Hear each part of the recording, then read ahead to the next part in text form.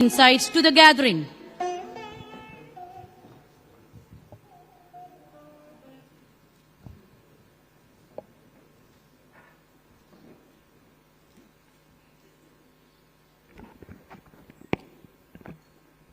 Respected Vice President Prasanna Kumar Garu, honestly, when his name was read out, I was very envious because all of you clapped more for him.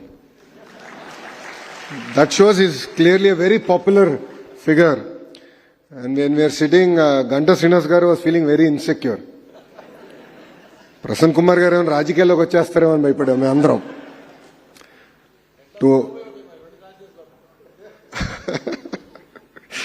So to all the dignitaries on the dais, to fellow members of the Legislative Assembly, to the Honorable Minister, to all the professionals in front of me, a very warm welcome to Visakhapatnam.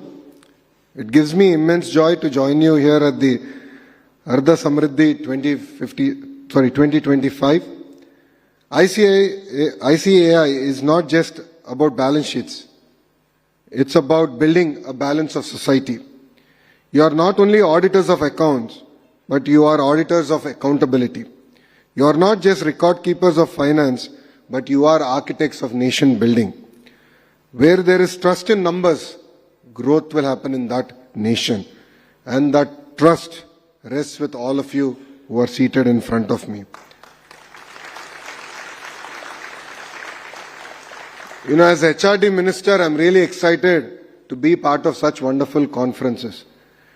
You know, honestly, I'm envious because I really wish we had such conferences for members of legislative assemblies or even for ministers. Because one thing I believe that's constant in life is learning. If you look at all the great leaders in our country across sectors, one thing I've noticed that's common with them is their curiosity to always learn. You know, I had the great opportunity to meet the Honorable Prime Minister, sir, one-on-one. At the same time, I get to spend a lot of time with our Honorable Chief Minister. One thing I noticed common among them is their curiosity to always learn. They are willing to listen. And I believe that this conference will play a very, very important role in enriching you in that journey of learning. As Visakhapatnam, it is our jewel for Andhra Pradesh. It is the capital for IT, medical devices manufacturing, pharma, and even the deep water port ecosystem that we are building out here. Under the visionary leadership of our Honorable Chief Minister, Shri Nara Chandrababu Naidu Garu, if Vizag grows, only then will Andhra Pradesh grow. And we are committed to the growth of Visakhapatnam. You know, we are all very proud that Prasanna Kumar Garu hails from Visakhapatnam. It is very unfortunate that he is not visiting us a lot more. I'll request sir to spend a lot more time visiting us. Definitely I have a lot of asks from you. I'll come to it at the end of my speech. But it's really exciting to see a Telugu person lead the ecosystem going forward.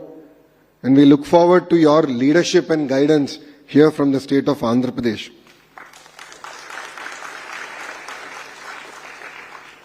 Today we are at the cusp of the next industrial revolution. And there are always two sides of a coin to every industrial revolution. One side of the coin is the fear of losing jobs.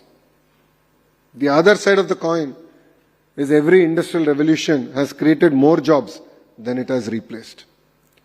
Countries that have embraced industrial revolution have always benefited out of it. India is a great beneficiary of the IT revolution. That is where we were able to jump the entire manufacturing revolution and go straight to services. Today that opportunity is again in front of us in AI. And as a state and as a nation, we should embrace AI and take things forward. AI is here. AI is going to transform the sectors that we are all working in. As a political party, we have actually deployed AI on our entire database. We are running AI algorithms on our library, digital library, where we want to give access to our leaders, where including press notes with proper references, with proper data sets, they will be able to generate and give it out to the media. And also when we are having any discussions in the assembly, We want to enable them to have a meaningful debate and discussion using AI as a tool. So as a political party, we have embraced, as CAs, you also have to embrace AI, and it will definitely transform our sectors going forward. You know, as a state, we are all about speed of doing business. If you look at, TCS coming to Visakhapatnam, Cognizant coming to Visakhapatnam, or even Google setting up one of the largest data centers in the world here in Visakhapatnam, all these were possible because we delivered on our promise of speed of doing business. This is core to this government, this administration. We believe that IT, pharma, green energy, aerospace and food processing will play a very, very important role here in Visakhapatnam. Balanced regional growth is something that's very, very important. And as a state, we believe that there should be one capital, but development should definitely be decentralized. And policies are not just about a piece of paper, but I look forward to all the CAs enabling us to actually implement the policies, as the Honorable Vice Chairman Gar just said.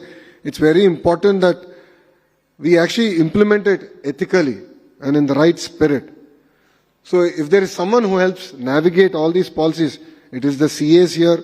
If there's someone who enables the entrepreneur to navigate all the regulations, it is the CAs here.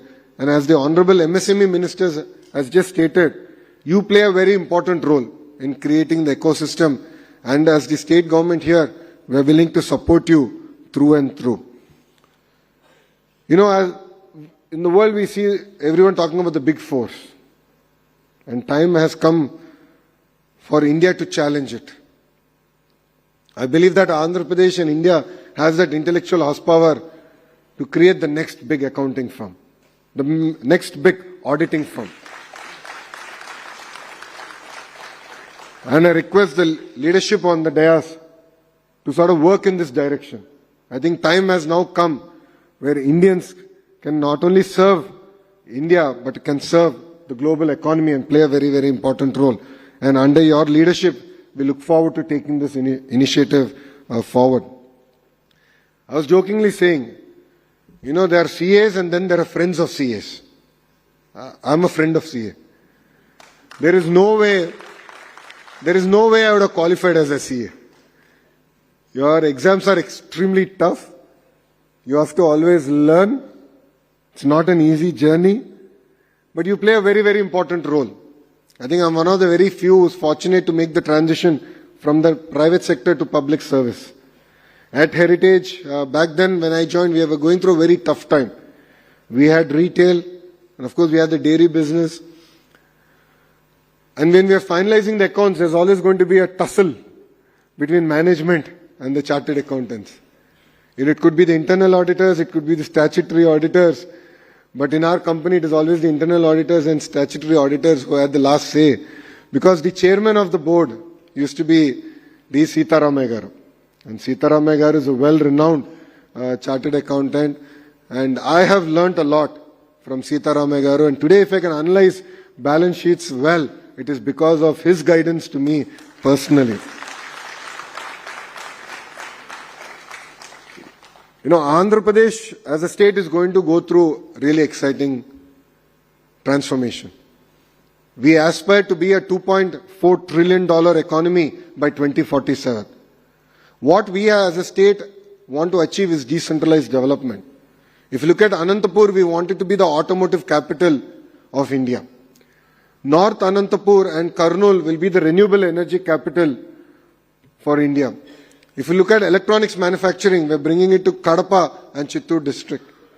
Nellore already has a lot of diversified manufacturing, but all of you here will be surprised to know that currently 50% of the air conditioners manufactured in India comes out of Nellore district.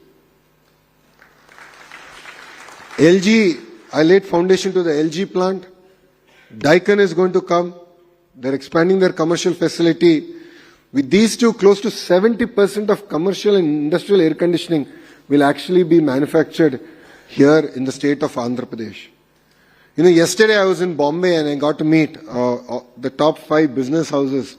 And we're working with Reliance closely to make Prakasam district the CBG, compressed biogas capital of India.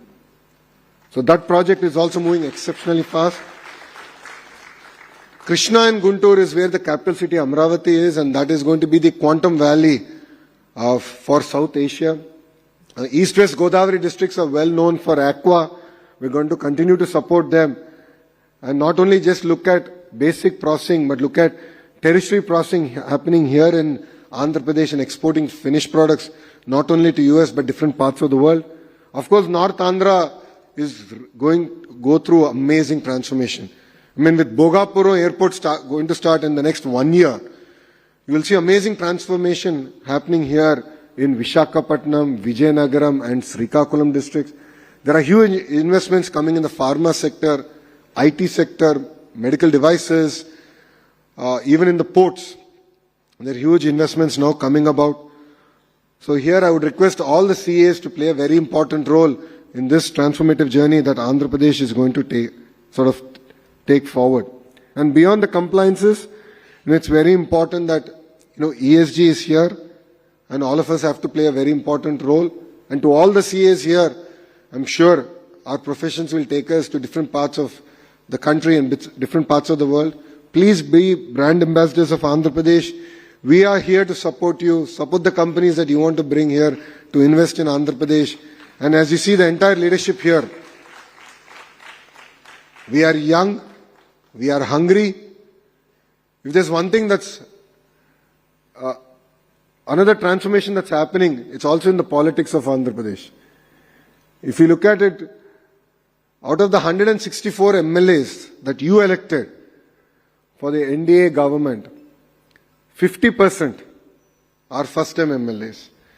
Out of the 25 ministers, including the Honorable Chief Minister, out of 25 ministers, 17 are first-time ministers. So what we bring is raw energy, hunger to serve our state. And we are here to do only one thing, make Andhra Pradesh number one across any sectors that we operate in. So to the Honorable Vice President of ICAI, Prasanna Kumar Garu, I have some specific requests, borderline demands, because మీరు తెలుగు వారు కనుక నేను demand చేయగలుగుతాను అనుకుంటున్నా. ప్రధానంగా we have to build a center of excellence where we can showcase the intersection of AI and accounting and audit. And I believe that that center of excellence should happen from the data city here in Vishakhapatnam. So I look forward to working with you on that. The second specific ask I have is, all of you are aware that we are seeing a tariff war. And in this tariff war, there are sectors that are going to face a lot of headwind. And I believe every crisis is an opportunity. And this is something that our leader Chandrababu Naidu garu has taught us really hard. It could be Government of India, it could be Government of Andhra Pradesh.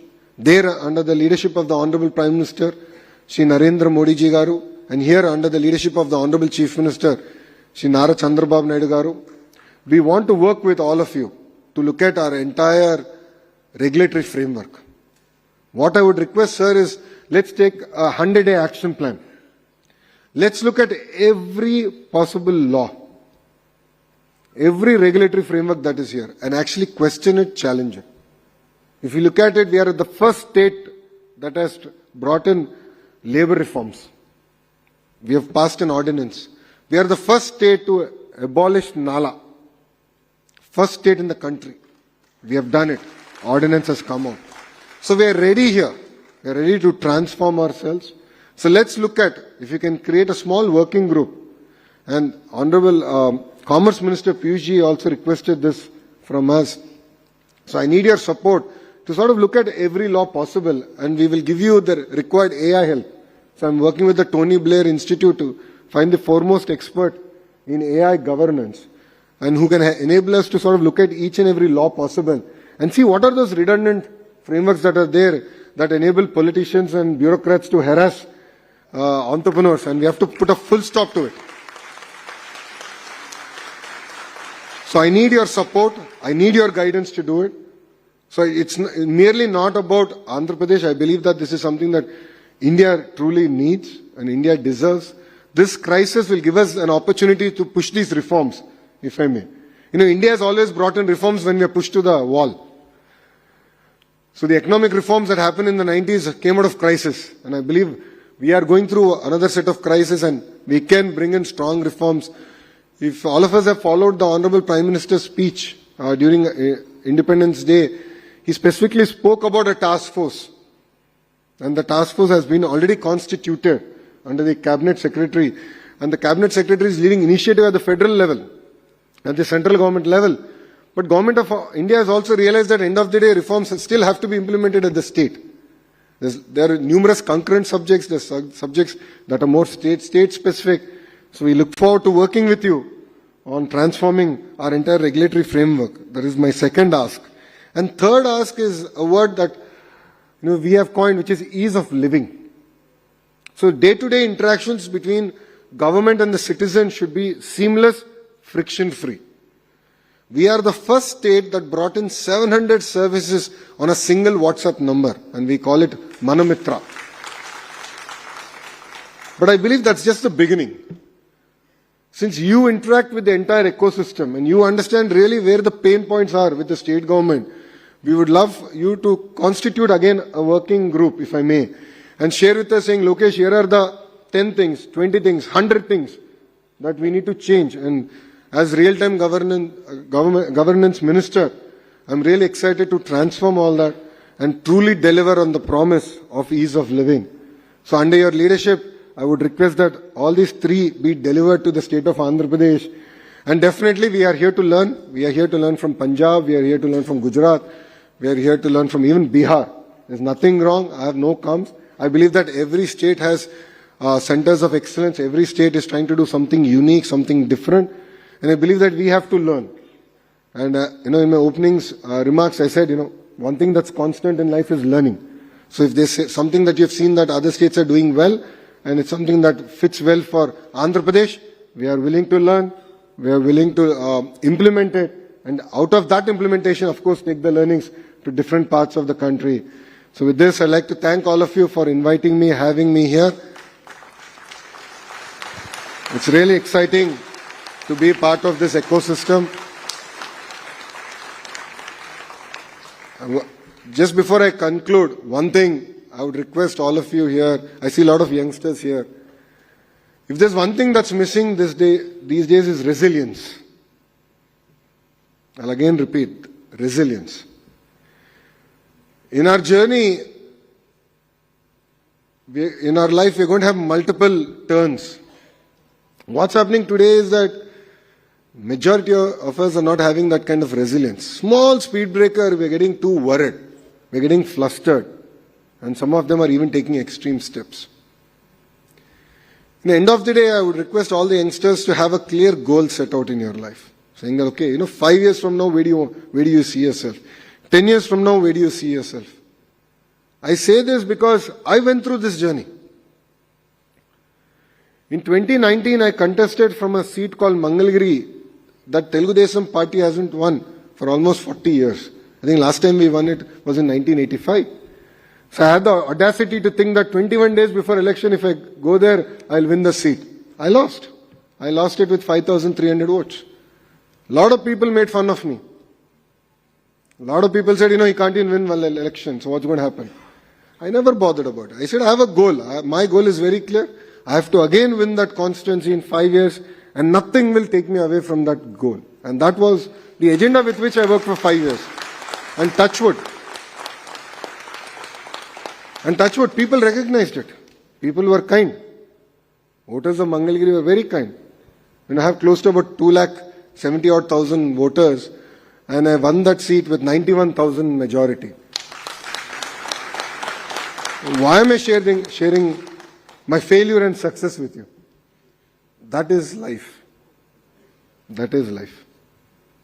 So build that resilience, take the road less traveled, and believe me, it is the most rewarding experience that you will have. Because a lot of people advised me not to contest from Mangalgiri the second time. A lot of people told Brahmani, please tell Lokesh to also file nomination in a second seat, just as a backup. So I told Brahmi only one thing. The day I do it, I would have accepted defeat. I said, good or bad, I've chosen a path. Let me see this through. I want to challenge the entire system on why I really can't deliver. And people were very kind. They blessed me. Honestly, I didn't have the satisfaction of having the highest majority. Because Visakhapatnam people gave first and second here. Even now, I have that grouse against you, boss. That much I can say. I have grouse against you. First one is Gajuwaka. Palla Srinas Garki. I think almost 95,000.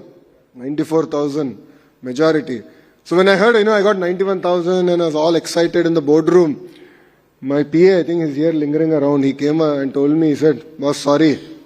Done, Gajuwaka beat you. I said, chalo yaar, second place. Not bad, okay. Unfortunate. So I went, I took the certificate from the returning officer. I came out and I was about to give a press meet. Then my PRO came, tapped my shoulder and said, boss, you're now number 3. I said, what happened? He said, then Bhimli beat you.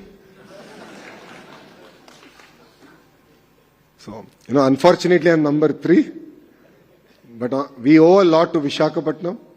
As a political party, even in 2019, you have blessed us. You really re-elected all our MLAs here. It means a lot. We owe a lot to Visakhapatnam. And rest assured, in the next 4 years, you will see a very transformed Visakhapatnam under the leadership of the Honorable Prime Minister and Honorable Chief Minister. And last point before I conclude, because whenever I talk about Visakhapatnam, I get excited. All of you know we did Yogandhra. I'm sure a few of you cursed us because you had a lot of traffic challenges. But I must admire the spirit of Visakhapatnam. It is not easy to wake up at 3 in the morning to come do yoga on the beach road just because the Honorable Prime Minister and the Honorable Chief Minister made a call. But people of Visakhapatnam showed up. 3 lakh people, kid you not, 3 lakh people did yoga. And I believe that is the way we stand with our Honorable Prime Minister. When the entire world put us in tough times, Visakhapatnam stood by him, Andhra Pradesh stood by him, and it means a lot. If you look at it, the Honorable Prime Minister came back to Visakhapatnam twice in the first year. And if you look at, if there's a reason Google is coming to Visakhapatnam, apart from the hard work we're doing here, the Honorable Prime Minister has enabled a lot of reforms at the central level to bring Google to Visakhapatnam. So we owe the Honorable Prime Minister a lot. And for me personally, hats off to the people of Visakhapatnam for your resilience, your commitment, and any call that the Honorable Chief Minister gives, all of you really show up in big numbers and stand by him. We really appreciate it. You've definitely won a place in our heart, and we will deliver. And next 4 years, you will definitely see a transformed Visakhapatnam. With this, I'll take leave from all of you. Thank you very much for giving me this amazing opportunity. And Jai Hind.